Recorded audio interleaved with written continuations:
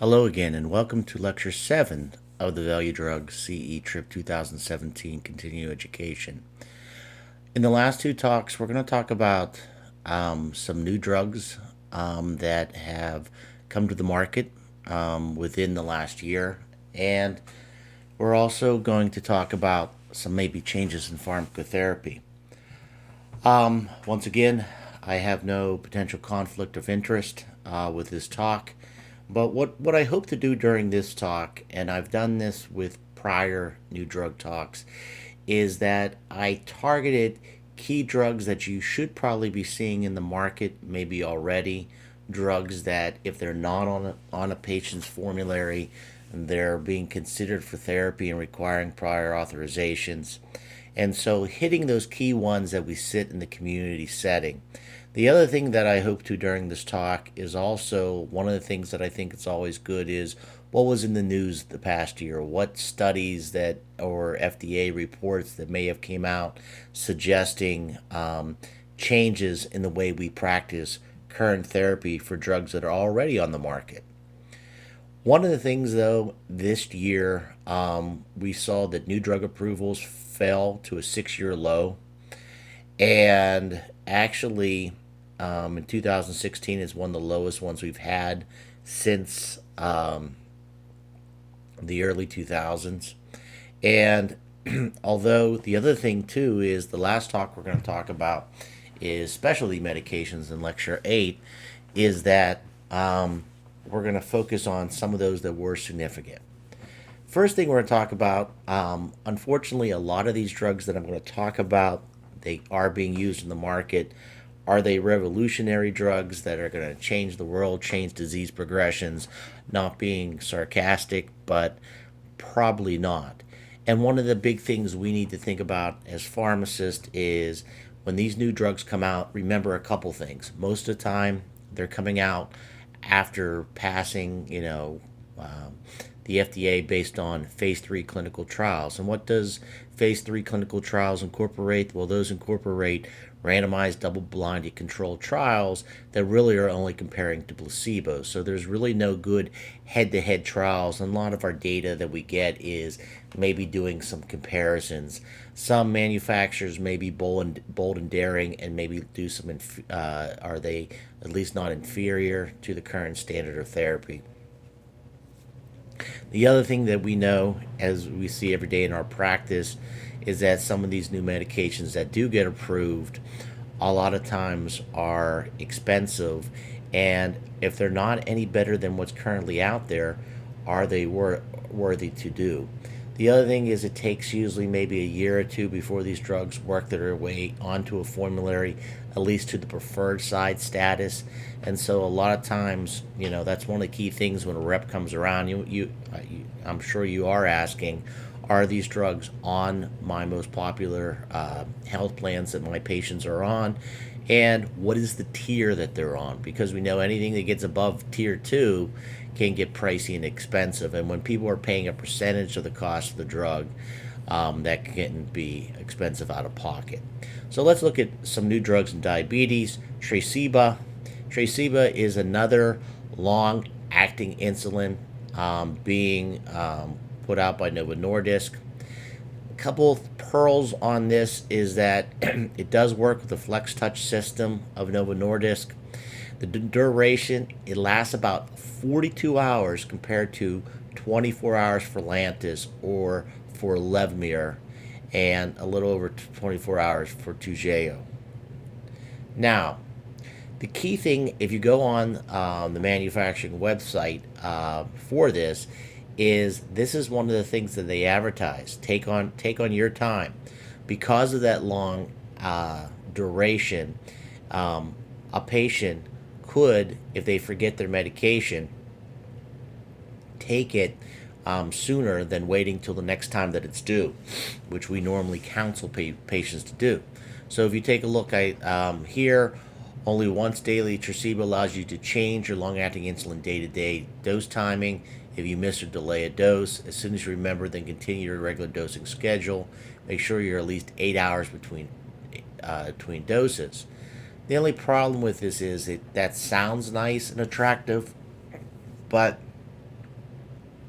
As we know, adherence is always a big issue, and is it really beneficial taking it various different times versus remembering, oh, I always take that in the evening or I always take that in the morning. When you do try to compare some effects on A1C and also risk for hypoglycemia, because it is an insulin, it's pretty comparable to Lantus, so it's not any better, but it's not any worse. In terms of price wise, like I said, price doesn't always matter because it's where they are on the formulary tiers, but the price might be slightly higher with Tresiba, but depending on the formulary, may be preferred in the future. A couple pearls for its benefit, that this may be a good therapy for patients who are on high dose Lantus, Levemir, or Toujeo, because a 200 unit ml pen delivers up to about 160 units, and so you may save a little bit in terms of units to volume.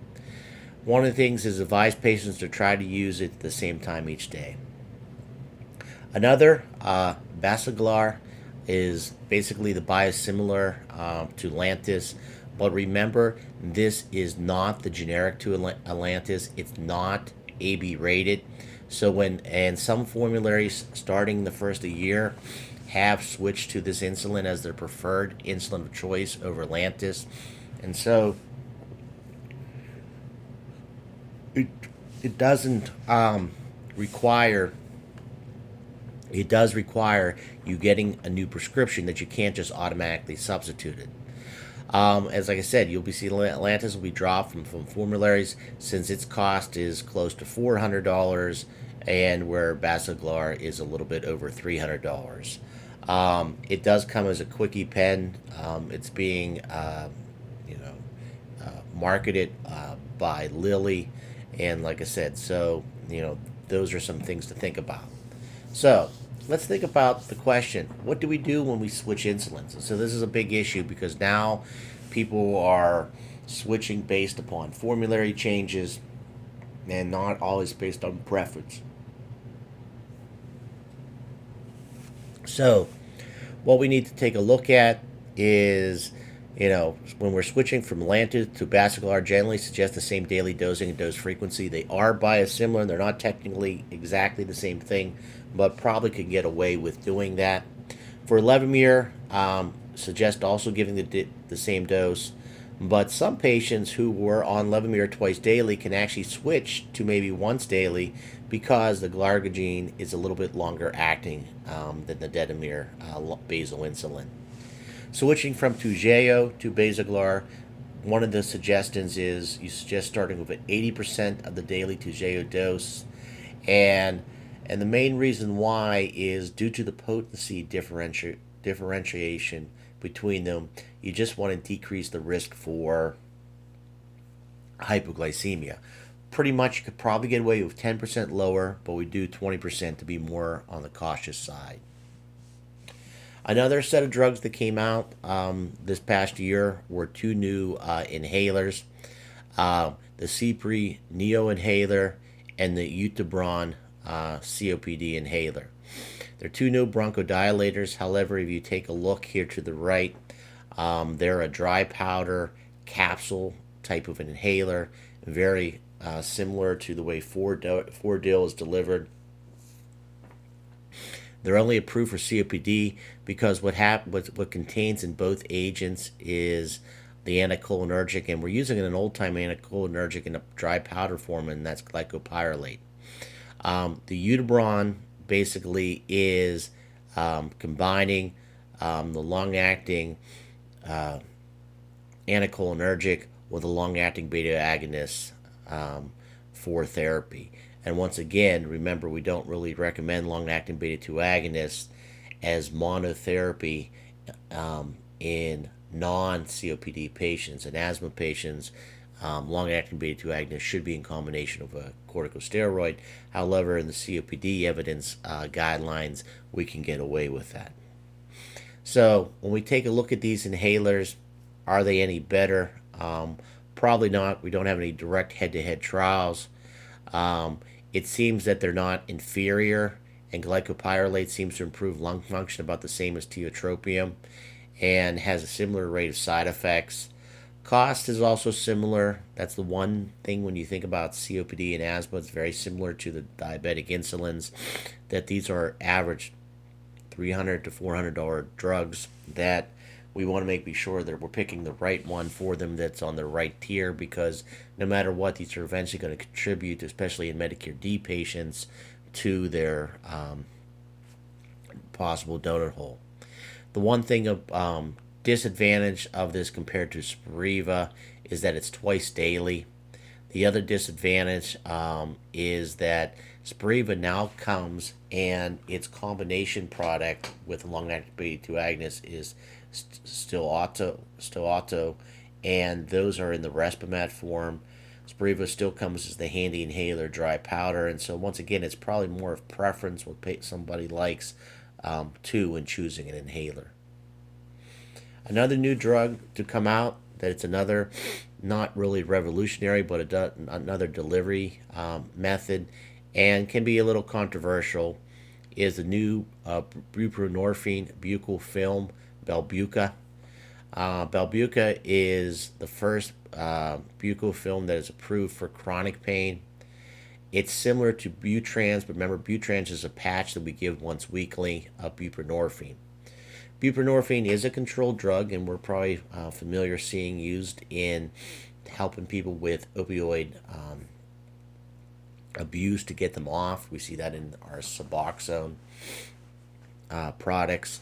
But why would a clinician, and we talked about the new CDC pain guidelines in our prior lectures, but why would a clinician pick this? Well, the one thing is we know that buprenorphine is less risky in overdose. Remember, it's only a partial agonist, and eventually will hit a ceiling which also will limit the potential for overdose, and specifically respiratory depression.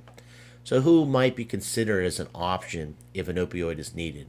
Well, those who you don't want to give a full opioid agonist, and especially patients that may be at risk for respiratory depression. For example, COPD or asthma patients. Now keep in mind that the XDA number isn't needed because this buprenorphine is actually prescribed for pain. And like I said, basically what's happening is that you're applying it to the inner cheek. It's being absorbed and very rapidly. Now, a couple pearls with this thing. It's 12-hour dosing, is dosed twice a day. But when you're switching to Belbuca for patients who've already been on an opioid, a key thing is they advise tapering their current opioid to no more than 30 milligrams a day of oral morphine or its equivalent to avoid a precipitating withdrawal. I have a picture here. If you actually go on the Belbuca website, they do have a conversion to help determine what Belbuca. And if you take a look too, Belbuca comes in numerous dosage forms. Another thing too is Belbuca is dosed in micrograms, whereas when we think about the sublingual buprenorphine that we use for opioid abuse, that is actually in milligrams. All right. The other thing is if the patient really doesn't prefer twice daily, there's always possibly the Butrans patch, which is once weekly a patient could try. We also have a newer drug for gout, Zurampic. It is a new add-on med for managing gout. And the way its mechanism of action is, it's very similar to probenecid. They both inhibit uric acid transporters in the kidneys, allowing more uric acid to spill into the urine instead of being reabsorbed. The difference is that it can't be used alone. Zurampic must be used with either allopurinol or Uloric because using alone may increase the risk for renal failure or kidney stones. So basically, and the main reason of this is that the allopurinol or the Uloric is going to at least break down or prevent the conversion, remember, to uric acid, and less uric acid is going to dump into the kidneys. Efficacy of evidence, still questionable for a drug like this.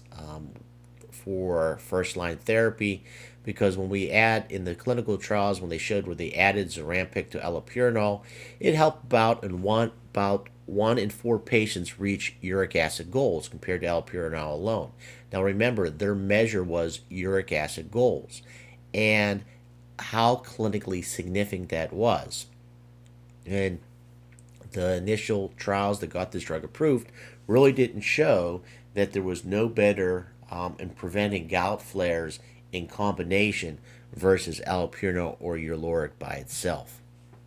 So where would we use this drug? Use it if a patient sees no response to allopurinol or Uloric and flares persist despite max tolerated doses of allopurinol or Uloric. Remember, before we think about adding this drug, because it is expensive. It's about $12 per day in therapy. Remember assessing adherence and reevaluating, are we maximizing the doses? A lot of times, we may use cautionary in going lower doses if we're not aware of a patient's renal function. But if the patient has adequate renal function, you can push allopurinol, and you can take it all the way up to 600 milligrams. So the dosing of Zurampic is starting at 100 milligrams a day in patients with normal renal function and titrating every few weeks up to 800 milligrams if needed. Note, probenecid could still be an option. It costs about $2 per day compared to Zurampic. However, the advantage of Zurampic might be is it's once daily versus probenecid is twice daily. The other clinical pearl for patients starting a preventive gout med, one of the things is perhaps putting them on, daily colchicine. Downside of that is Colchris is not cheap either, and nor is it's generic currently right now. The other thing is you have to be careful with colchicine, Colchris in patients that have renal impairment. The other thing is thinking about keeping it on an NSAID for at least 6 months. But once again, you got to weigh the benefits versus the risks. And just a note, too, when we're talking about gout, in the old days, we always thought about adding indomethacin for gout.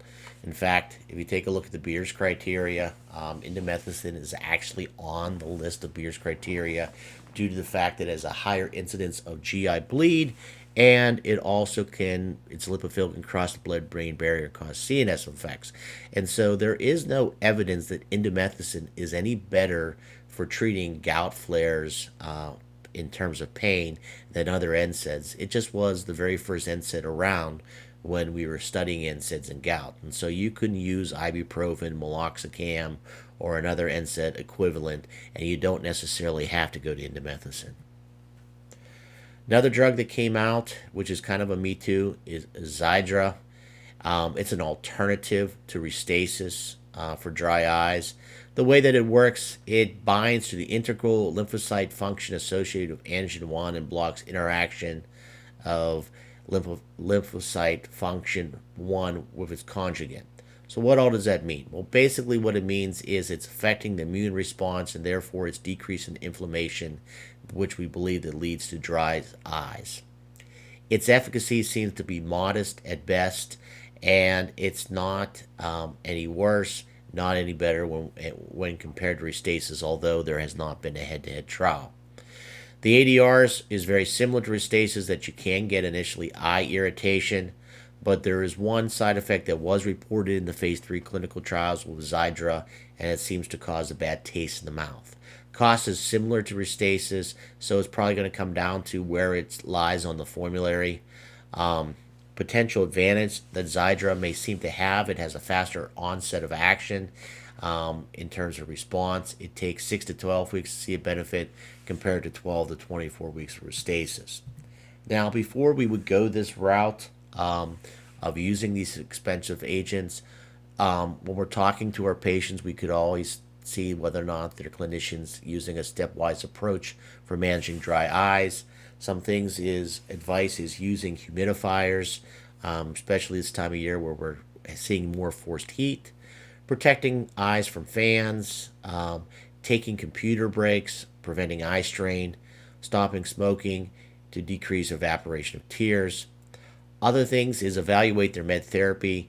Remember, anticholinergics can contribute to dry eyes. Recommend artificial tears for mild to intermediate symptoms, and possibly using OTC artificial tear gel at night for longer relief. Trying to use maybe a preservative-free eye product, which may lessen irritation, especially if we're using eye drops for greater than 4 times per day. And that's where something like Refresh might be an option, OTC. Alternative therapy, there's some suggestion in the literature that oral omega-3 fatty acid supplements might help out, but that evidence is conflicting. Probably can't hurt a patient to try, but letting them know it's not going to possibly be the cure to end all cures. Another drug is just a comeback drug, Veermox, which was uh, mebendazole. And mebendazole came back as another product. It was never pulled off the market because something bad happened or there were safety warnings. It was pulled off the market, probably just the manufacturer didn't think that it was popular enough. But it came back out as Emverm, and unfortunately, when it did come back out, the price of it is kind of outrageous. It's mainly to focus on pinworms. If you remember, pinworms are staple size. They often cause anal itching and are especially common in young kids. They can be seen around the anus at night and sometimes can get onto the underwear, pajamas, or sheets. The key where this can spread is by the eggs, and they can be picked up by touching contaminated objects or eating contaminated food, and they can even float in the air when shaking out bedding. Big caution, if you do have a patient where the family does get pinworms, that the eggs can survive 2 to 3 weeks on objects. Tell patients to bathe, change their underpants daily, wash bedding, towels, and clothing in hot water, and wash hands frequently. The other thing, infections occur in clusters, and so a lot of times you may see breakouts of pinworm within families or classrooms, and advise treating the whole family if at least 2 members are infected. But if you take a look, the price for Emverm is about $740. Another alternative on the market is albendazole, Albenza, which is not that much cheaper, $670. So first line recommendation is OTC pyrantel, Pamamate, Paracitol, or Pinex for most cases. All three options are very effective when a second dose is given after 2 weeks to kill newly hatched eggs and prevent reinfection. So reserve Emverm as a second or third line therapy. Uh, Viberzi is a new drug for irritable bowel syndrome, and we've had a lot of drugs come out for irritable bowel syndrome associated with constipation. However, Viberzi is a new drug approved for irritable bowel syndrome with diarrhea, which is hard to treat. Its mechanism of action is it's actually an opioid agonist that works primarily in the gut at usual doses similar to loperamide. So because of this, it is a controlled substance. Um, it's usually dosed daily instead of intermittently like loperamide. However, if you take a look at the cost of therapy can be about $1,000. Um, it is modestly effective. Only about one patient 11 has less diarrhea and abdominal pain with Verbeezy compared to placebo. Adverse drug reactions report increased risk for pancreatitis, and we want to avoid patients with prior pancreatitis or those who drink alcohol drinks, beverages per day. So, like a lot of these drugs that I've been talking about, it's not the first thing that we want to go to. Um, suggest other alternatives to possibly think about, such as non-pharmacological, increasing soluble fiber, reducing stress, talking to the patient, thinking about what foods might actually contribute to this. Some other recommendations is using antispasmodics like dicyclamine, using low-dose tricyclics, which can also give the anticholinergic effect, and even loperamide is. Another option besides Viberzi, which is also used for irritable bowel syndrome with diarrhea, is Xifaxan. The only problem with Xifaxan is it's not that much cheaper and usually requires a prior auth, and I would consider that Vibrezzi will probably require a prior auth too. But the way rifaximin works, it inhibits bacterial RNA synthesis and possibly maybe more effective if related to some type of infection. The other thing with Xifaxan is you can actually do a 2-week burst therapy, and in the evidence of using Xifaxan, over half the patients who respond will need another burst therapy within 6 months. So now we're talking close to $3,000 in terms of cost of treatment. So that kind of was 2016 of anything of super excitement. And so unfortunately, nothing that kind of stands out. But I think it's important that we're always staying abreast of what's new coming out for several reasons. What do we need to keep on our shelves? Is this something that's going to change the way we practice? However, what usually happens when a new drug comes out, it takes several years to find out where does it play. Sometimes we learn about new side effects that we didn't expect. And the more it gets out there in the public, the more we're having real life type of clinical trials because we're seeing it in practice every day. So let's take a look at some of the things that we saw in the literature with pharmacotherapy in 2016. We know that we still have an antibiotic problem in terms of overprescribing of antibiotics.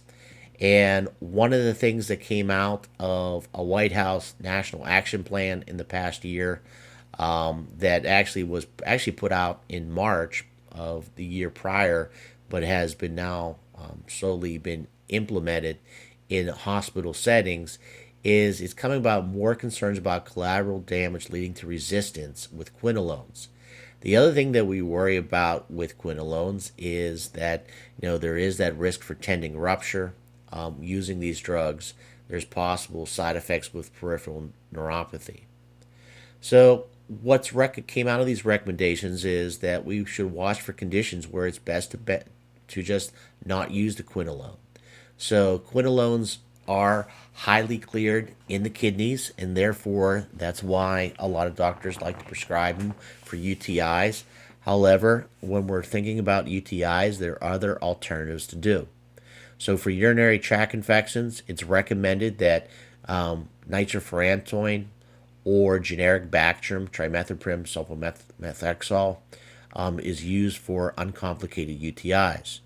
Remember when we talked about the Beers criteria that nitrofurantoin should be discouraged in renal insufficiency, but the new thinking that it's safe and effective as long as the creatinine clearance is greater than 30 mLs per minute.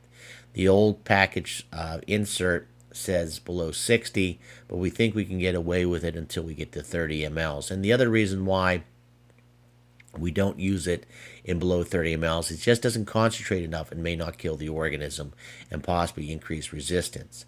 There are also other places where we may see using cephalosporins for first-time uncomplicated UTIs, and then another option, especially if we have somebody with a sulfa allergy or a significant cephalosporin allergy, is using fosfomycin. Fosfomycin actually is a pretty good drug that will cover most of your standard organisms that you see in UTIs, like weak gram negatives. The other thing about the quinolones, suggest saving for complicated UTIs when appropriate, especially for patients who have like obstruction due to kidney stones. Acute sinusitis, one of the things, most sinusitis are viral in nature, so we really should hold off giving any antibiotic therapy, even quinolones, and only if they have symptoms greater than 10 days or they have a significant fever greater than 102. If antibiotics are appropriate in that situation, the drug of choice before a quinolone would be generic augmentin, amoxicillin clavonic acid, or doxycycline for patients allergic to penicillin. For COPD patients, a lot of times we're thinking about treating organisms like Streptomonia, Moraxia catarrhalis, which is gram-negative, Haemophilus influenza, which is gram-negative, and so it's real easy to go for the what we call the respiratory fluoroquinolones, levofloxacin and moxifloxacin. But the problem is we're trying to reserve those for more complicated patients who have frequent exacerbations and over the age of 65. So really, for those who don't fall into those categories, for an acute exacerbation of chronic bronchitis, we should consider about using antibiotics such as augmentin again, azithromycin, or doxycycline. We're going to talk a couple studies here about questions about changes in cardiology. And a lot of these have come out. The American College for Cardiology and the American Heart Association has come out with a couple of different guidelines, and I just want to highlight some of them. One of them is the question of long-term clopidogrel efficacy. Clopidogrel, we know, is an antiplatelet that prevents the platelets from aggregating together. A lot of times when a patient has a stent done, that we recommend dual therapy, which is aspirin and a drug like clopidogrel.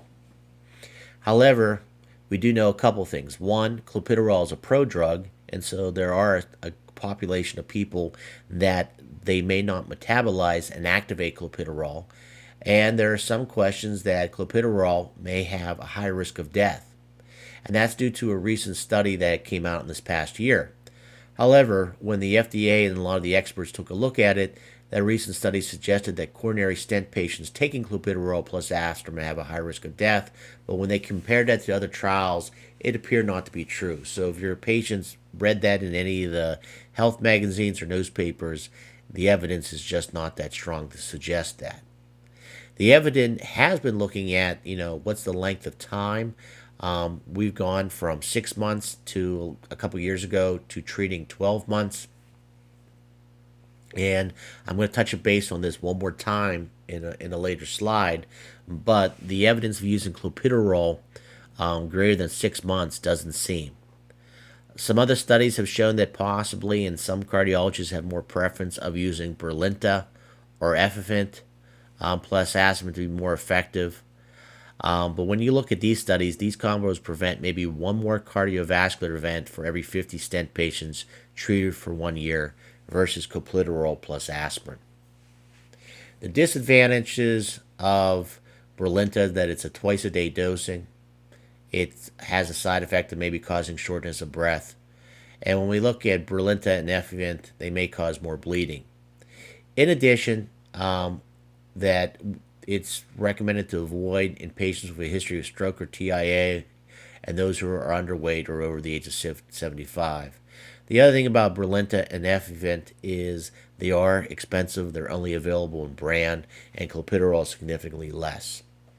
So the question that was answered this year, too, that came out from the ACC and the AHA is how long should dual antiplatelet therapy go?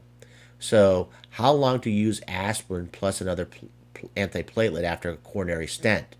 Most patients in the last couple of years got a dual antiplatelet therapy for 12 months after a stent, and usually what they should have been getting was 81 milligrams of aspirin.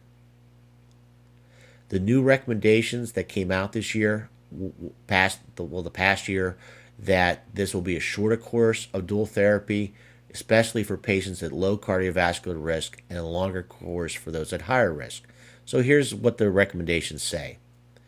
At least 1 month is still typical if somebody has what's called a bare metal stent.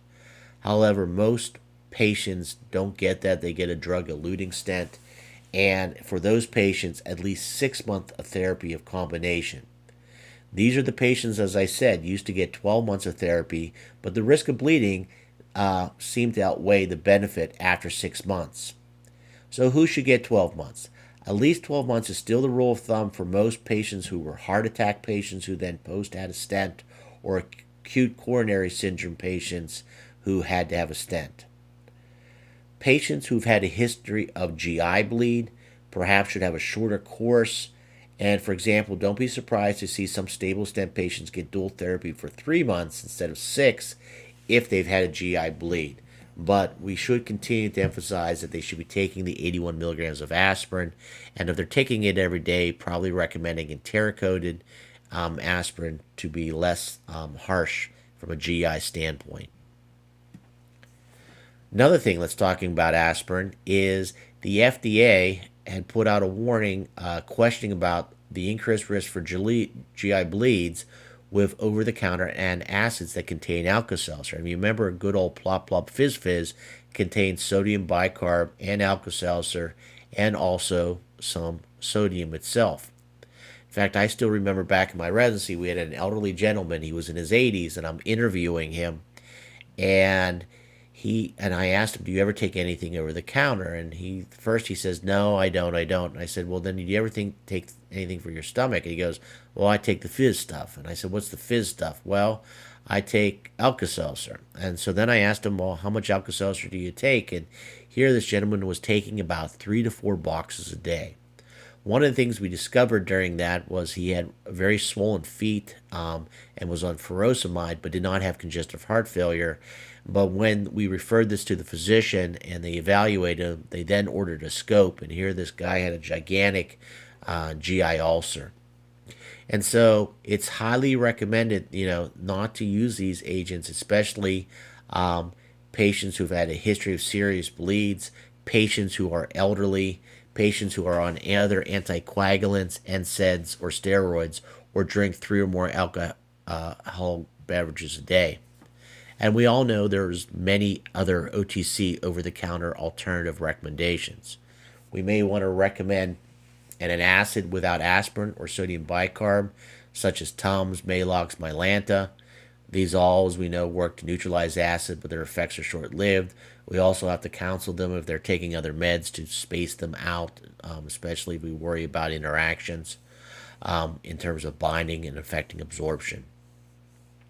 For longer relief, may want to suggest an H2 blocker. And my recommendation usually is ranitidine because if I don't know what the patient's renal function is and any other things, is ranitidine's a little bit more forgiving than compared to cimetidine, which we worry about drug interactions, and famotidine is that if we don't renally dose it properly can lead to possible confusion. The other thing is H2 blockers work a lot faster. They should work within 30 minutes and last up to about 12 hours for that.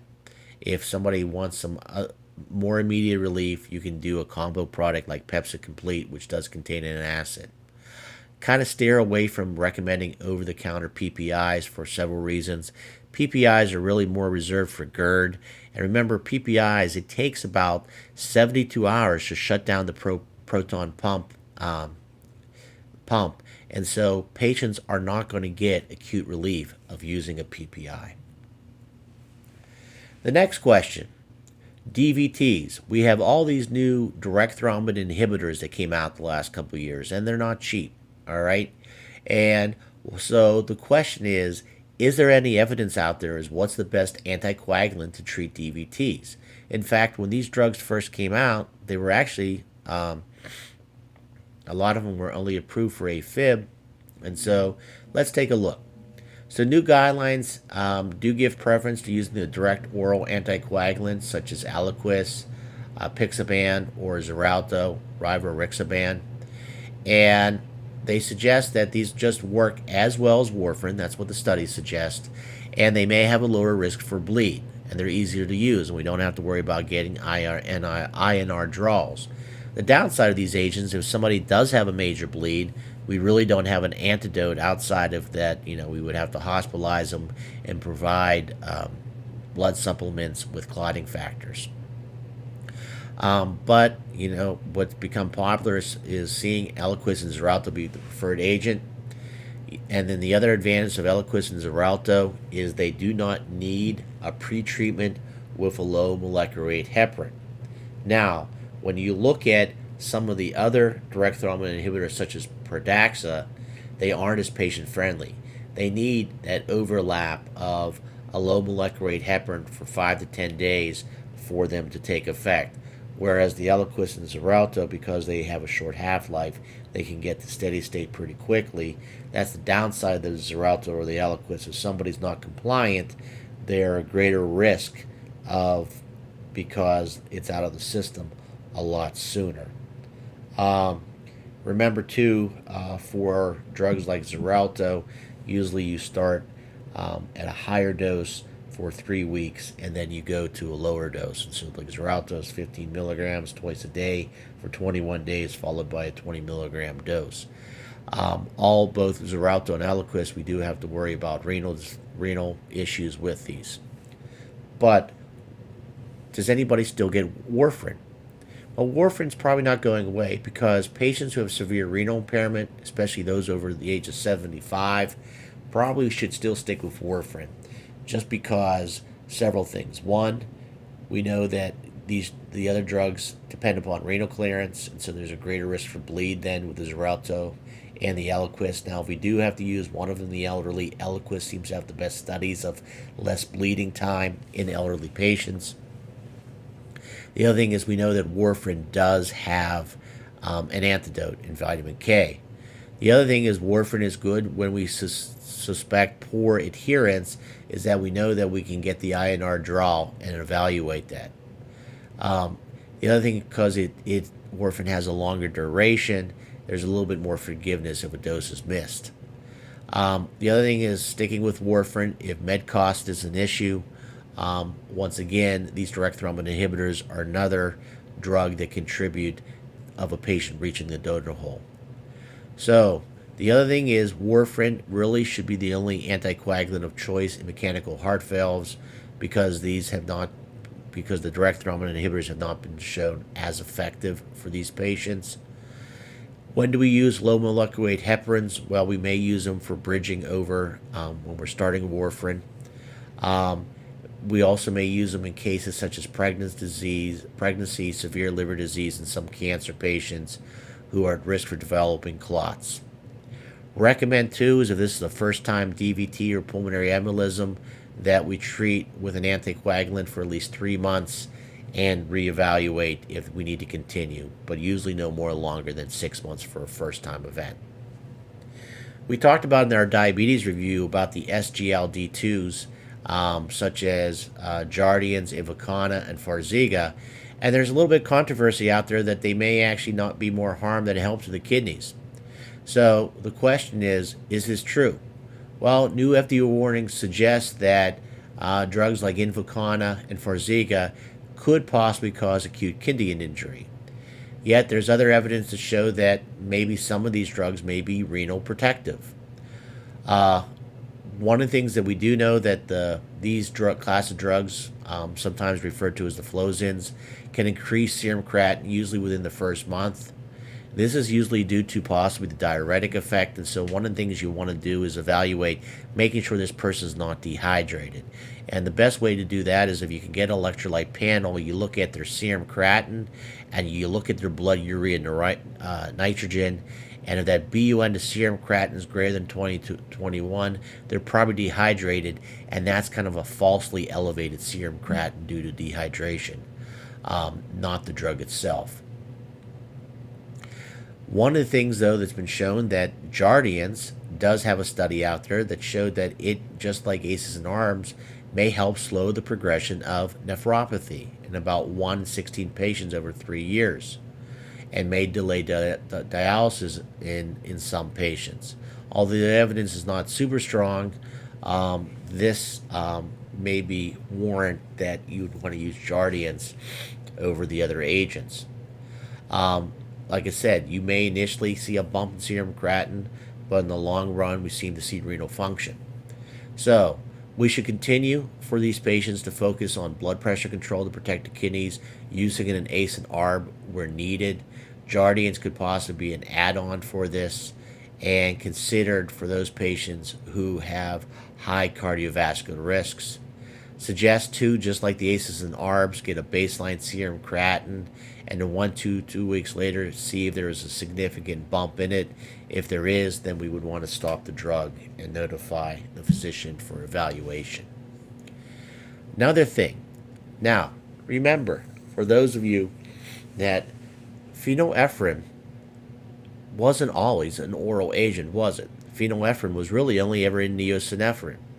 And when did phenylephrine come to the market in an oral agent? Well, remember phenylpropamine when that got pulled off the market in the early 2000s? And then it was decided because of the abuse of pseudoephedrine due to meth that pseudoephedrine was pulled behind the counter.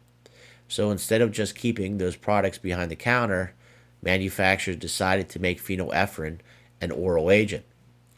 And we've always kind of known that pseudoephedrine is the better agent, but this past year there was a study published looking at phenylephrine and its relief in nasal decongestion, and the data showed significantly that phenylephrine was a very poor agent to relieve congestion, and showed that it may not be any better than placebo. And this is probably likely due to that it has very poor oral absorption. And then if it do gets absorbed, it is a greater risk for possibly causing cardiac effects compared to pseudoephedrine. So, what should we do? Well, instead of recommending the phenylephrine oral products, encourage non-drug measures such as fluids, saline nasal sprays, bulb syringes, especially in young children. Humidifiers or vaporizers might help. Lean more towards cool mist due to there's always a risk of burn risk with heated steam. And then we could recommend oral pseudoephedrine for severe congestion. The other thing is that you could recommend oral pseudoephedrine even those with well-controlled hypertension. One of my rules of thumb is ask the patient, hey, do you know what your blood pressure is? Ask them what agents they're on. Usually if they're on one, no more than two agents, I will recommend pseudoephedrine.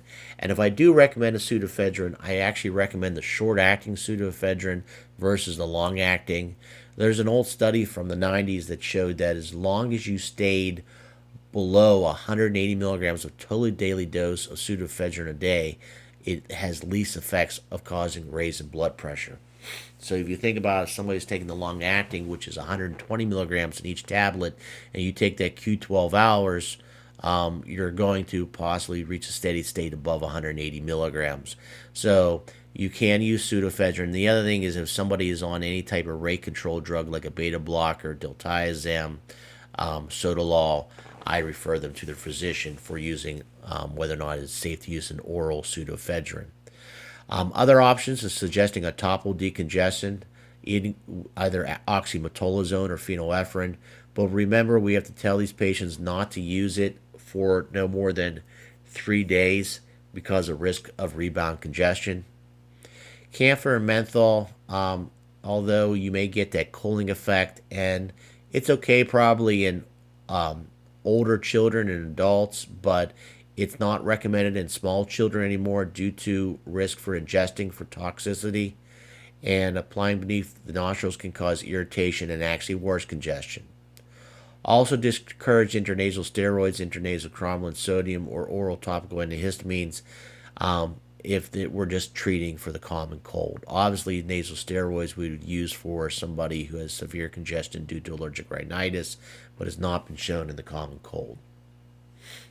Another interesting one that came out this year was a warning with torsades associated with the old antihistamine hydroxyzine.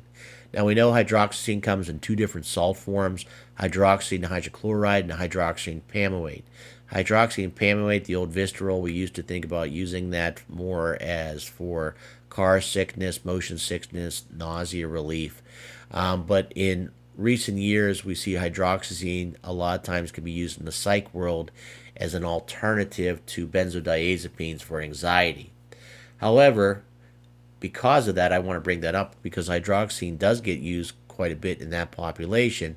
There is a risk for possible QT prolongation and possibly causing life-threatening arrhythmias of torsades. Most cases are patients with QT long prolongations where risk factors such as history or other arrhythmias, electrolyte imbalances is where this occurred. So but we should be cautioned and look for other alternatives in patients at high risk. So, for example, somebody's using hydroxy hydrochloride for urticaria, maybe suggesting second generation antihistamines like cetirizine. If we really needed somebody that's having a severe hives or itching, going to good old fashioned diphenhydramine, which is less likely linked to QT prolongation. If we're using hydroxyzine and we're trying to avoid a benzo for anxiety, suggesting about using an SSRI such as sertraline, we do want to avoid doses of drugs like citalopram greater than 40 milligrams a day, escitalopram 20 milligrams a day, because doses this high have been known to cause QT prolongation. So if we are using those agents for anxiety, is making sure we keep them under those doses. For lower risk patients, advise limiting hydroxyzine doses to 100 milligrams per day in adults or 50 milligrams per day in the elderly. And the last thing that I want to talk about today is an oral supplement that an oral herbal supplement that patients may be coming into your store looking for, and that's turmeric. It's showing up in a lot more supplements, foods, and drinks. It comes from the ginger family plant, and it's the yellow splice that's used to flavor and color curry powders, mustards, and other foods. The main active component of turmeric is curcurium, which seems to have possibly anti-inflammatory and antioxidant effects. And some preliminary studies suggest that turmeric might be beneficial for osteoarthritis. There's even less evidence for using turmeric for everything from diabetes, depression, inflammatory bowel disease, cancer, and other conditions. One of the things is we always look at herbals, whether you're a believer in herbals or not, is we want to make sure they are harm to other drugs. So tell patients not to rely on turmeric as its sole means of treatment of a chronic disease. Explain that it's generally safe in usual doses, but it may cause GI effects such as heartburn. If we were using it for osteoarthritis, a typical dose would be 1 to 2 grams of turmeric extract. Point out that 1 gram dose is equivalent to about 3 to 18 teaspoons of ground turmeric spice. So you may get away with just buying the spice ingredients to treat using turmeric. Some products are more water soluble, and some add black pepper to possibly boost absorption. It's too soon to tell if these product works, but you may be seeing people seeking this into your store. So I did provide a set of assessment questions. Please take a look at these. I will have also emailed you guys all the assessment questions that Greg will be reviewing at the live session, so you can take a look at that, and he'll be reviewing those and going over what the right answers for those are. So thank you very much, and we have one more lecture to do, and you should be through with all of them after you complete the specialty drug lecture. Take care.